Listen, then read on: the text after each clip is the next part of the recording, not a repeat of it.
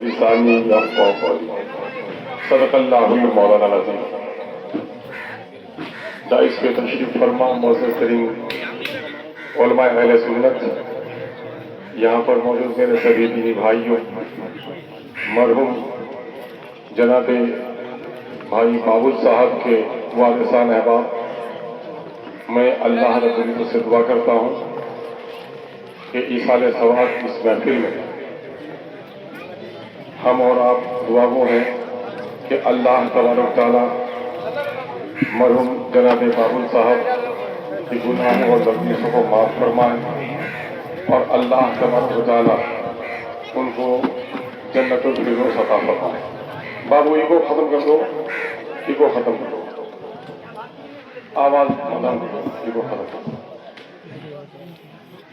میرے بھائیوں، ہم سب اس وقت ایک ایسی محفل میں ہیں جو دینی بھی ہے، عبرتناک بھی ہے اور دعائیہ بھی ہے، اور آج ہم اپنے ایک رفیق کے اگر ایصال ثواب کی محفل میں ہیں تو کل میرے لیے بھی ایصال ثواب کی محفل منعقد کی جائے گی۔ اس حقیقت سے ہم آشنا ہیں۔ دنیا میں کچھ فکر کے لوگ ہیں، کچھ لوگ ہیں یہ خدا کو مانتے، کچھ لوگ ہیں کہ بے شمار خداؤں کو مانتے، کچھ لوگ ہیں کہ خدا کو مانتے ہی نہیں۔ عقائد کے تعلق سے ان کے خیالات مختلف ہو سکتے ہیں، لیکن موت ایک ایسی حقیقت ہے جس سے کسی کو انکار نہیں ہے۔ اس لیے اس موت کے تعلق سے ہمیں اور آپ کو باخبر ہونا چاہیے۔ کل نفس ذائقۃ الموت جو بات کہی گئی ہے، ہر ذی نفس کو اللہ نے جسے حیات بخشی ہے اسے موت آنی ہے۔ موت صرف ایک فطری عمل کا نام نہیں ہے، بلکہ موت حیات کی امتحانی دور سے گزر کر اپنے خالق اور مالک سے ملنے کا نام ہے۔ اللہ تبارک سے دعا ہے کہ اللہ ہمیں مرنے سے پہلے اپنے موت کا خوف ہم پر طاری کر دے۔ آج ہمارے معاشرے میں جو بھی بگاڑ ہے اس کی بڑی وجہ ہمارے عقائد کی خرابی ہے۔ ہم نے عبادات کو تو عبادت سمجھا ہے، لیکن عبادات کا اصل منشا تقوی پیدا کرنا ہے۔ ابھی رمضان المبارک کے 30 دن آپ سے رخصت ہوئے ہیں، یہ نیکیوں کا موسم بہار آپ سے گزرا ہے۔ آپ کے روزے اور ہمارے روزے قبول ہوئے کہ نہیں ہیں یہ تو خالق و مالک جانتا ہے، لیکن اس روزے کو ناپنے کا پیمانہ ہے کہ 30 دن ہم نے حلال چیزوں کو بھی اپنے اوپر یہ خاص وقت تک، سنو آداب محفل یہ ہے جب شروع کرے ایسا نہیں،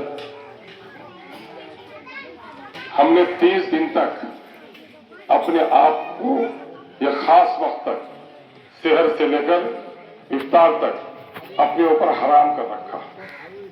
پانی حلال ہے، شہد مرغوب غذا ہے، کھجور بہترین خوراک ہے، باوجود ہے کہ میری کمائی کے پیسے ہیں لیکن ہم نے اسے کھانا گویا حرام سمجھا۔ کیوں؟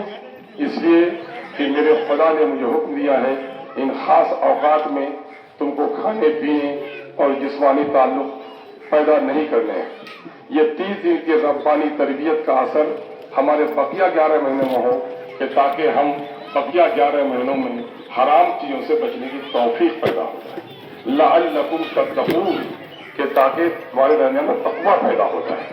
اگر تقویٰ پیدا ہو رہا ہے تو روزہ مقبول ہے، اگر تقویٰ پیدا نہیں ہو رہا ہے تو ہمیں احتساب کرنا چاہیے۔ ہم آج اس محفل میں ہیں، دین کی 3 اہم بنیادیں ہیں جو ہم نے علماء ربانیین سے سمجھا ہے۔ توحید، اللہ ایک ہے، رسول برحق ہے، اور آخرت حقیقت ہے۔ مر کر سب کو اپنے خدا کے حضور ہم کو حاضر ہونا ہے۔ اس حقیقت کا ادراک ہم کرتے ہیں، لیکن عملی طور پر ہمارا اس سے دور کا رشتہ ہو گیا ہے۔ آج ہمارا جو معاملہ ہے وہ یہ ہے کہ ہم نے دنیا کو سب کچھ سمجھ بیٹھا ہے۔ روز ہم دیکھ رہے ہیں بادشاہ وقت مرتا ہے، وزیر رہتا ہے، محل رہ جاتا ہے، ہیرے اور جواہر رہ جاتے ہیں، کفن کا ایک کپڑا لے کر وہ ایک آدمی خالی ہاتھ چلا جاتا ہے۔ لیکن جب تک ہم کو حیات ہے، زمین غصب کرتے ہیں، بہنوں کا ترکہ ہم لوٹتے ہیں، جھوٹ کے ذریعے سے، غلط کے ذریعے سے دولت کا حصول۔ دراصل یہ کیا ہے؟ دراصل یہ آخرت یعنی موت سے بے خبری کا نتیجہ ہے۔ اس لیے ہم لوگوں کو موت سے باخبر رہنا چاہیے، ان چیزوں پر پرہیز کرنی چاہیے۔ دو تین باتیں میں کہوں گا۔ پیارے آقا صلی اللہ علیہ وسلم کے پاس ایک عورت سمٹی ہوئی آئی، اس کے شوہر کا انتقال ہوا تھا۔ کسی شخص نے کہا آج شوہر مر گیا پھر بھی اتنی سمٹی ہوئی ہے۔ اس نے کہا میں نے اپنا شوہر کو کھویا ہے، اپنی حیا ہم نے نہیں کھوئی۔ لیکن آج آپ آئیے، ہمارے ہاں جو میتیں ہوتی ہیں، بیٹی اور بھانجی بھتیجی تینوں کا عمل ایسا ہوتا ہے، دور سے آئے گی وہ چلتے ہوئے اور انگن میں اچھال کھا کے گر جائے گی، ماتھے کا کپڑا اس کا گر گیا، لگتا اتنی پاگل ہو گئی، اس کو اپنے پردے کا شعور نہیں رہتا۔ یہ اسلام میں درست نہیں ہے، علماء سے پوچھ لیجیے۔ بین کر کے رونا یہ اسلام میں درست نہیں ہے، علماء سے پوچھ لیجیے۔ ہم لوگ سنیں گے، صرف عمل نہیں کریں گے، دوا دکھائیں گے، کھائیں گے نہیں تو بیمار پڑیں گے۔ اس وقت پورے دنیا میں مسلمانوں کی پٹائی ہو رہی ہے، اس لیے نہیں کہ مسلمان ہیں، مسلمانوں کی پٹائی اس لیے ہو رہی ہے کہ وہ اپنے آپ کو آقا کا غلام کہتا ہے، لیکن غلامی اپنے نفس کی کرتا ہے، غلامی اپنے ابلیس کی کرتا ہے، اپنے آقا کی نہیں کرتا۔ آئیے ہم اپنے آقا کی غلامی کا دم بھریں۔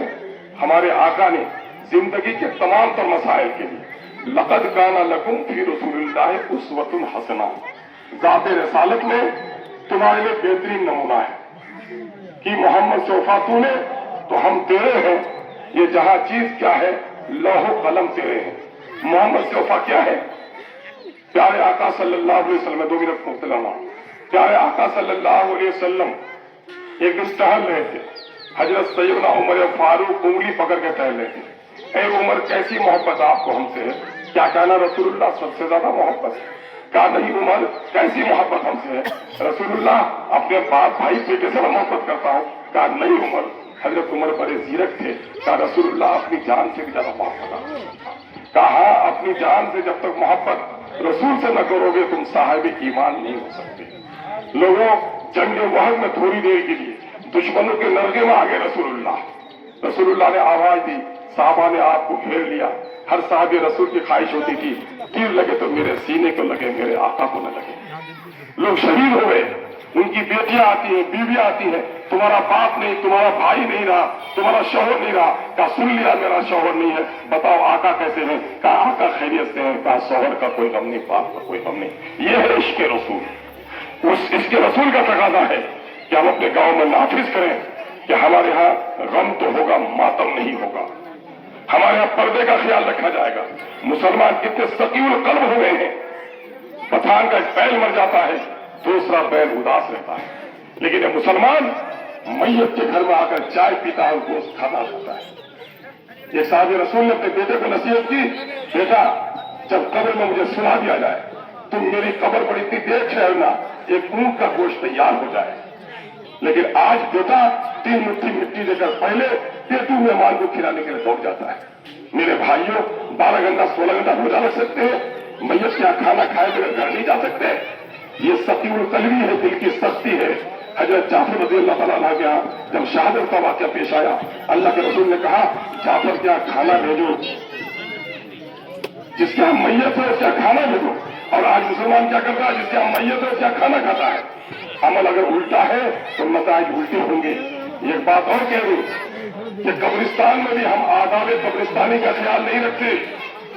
قبرستان میں جب جائیے سلام پڑھیے، پاؤں رکھتے ہوئے اونچی اور نیچی زمین کا خیال رکھیے، حتیٰ کہ قبر میں مٹی جیسے لگتی، جو آدمی پہلے سے کھڑا ہے اس کو دھکا مار کر کے مٹی دینے جا رہا ہے، قبر کے وقت بھی مسلمانوں کے دل میں خوف پیدا نہیں ہوتا۔ میرے بھائیوں آئیے اپنے گھروں میں نماز قائم کیجیے، پردے کا اہتمام کیجیے، حیات میں ہو یا موت میں اللہ خوشیاں دے تو شکر ادا کیجیے، اللہ مصیبت دے تو صبر کیجیے، صبر کرنے والوں کے ساتھ اللہ ہے۔ اور یہ بات سن لو بابل بھائی کے بیٹے لوگوں، یہاں مولانا تو آئے ہی ہیں، حرم شریف کے بھی امام کو لے کر آ جاؤ گے، تمہاری دعاؤں میں جو دقت ہوگی کیفیت ہوگی، میت کے درجات بلند ہوتے ہیں، میت کی طرف سوال ہوتا ہے میرے درجات کیوں بلند ہوتے؟ یہ رواج میں نہیں آگے بزرگوں نے دعا کی تھی سے کہا تمہارے بال بچوں نے جو نیک اعمال کیے ہیں اس کے صلہ میں تمہارے درجات بلند ہوتے ہیں۔ اس لیے اپنے گھروں میں نماز قائم کیجیے، सब कीजिए और अपने अपने बाल बच्चों को इसकी तलकीन कीजिए। मैयत की महफिल में आना तो आंखों में से पानी नहीं हो बल्कि अमल में भी इस्लाह हो। अल्लाह उसकी तौफीक अता फरमाए। व आखिर दावाना अल्हम्दुलिल्लाहि रब्बिल आलमीन।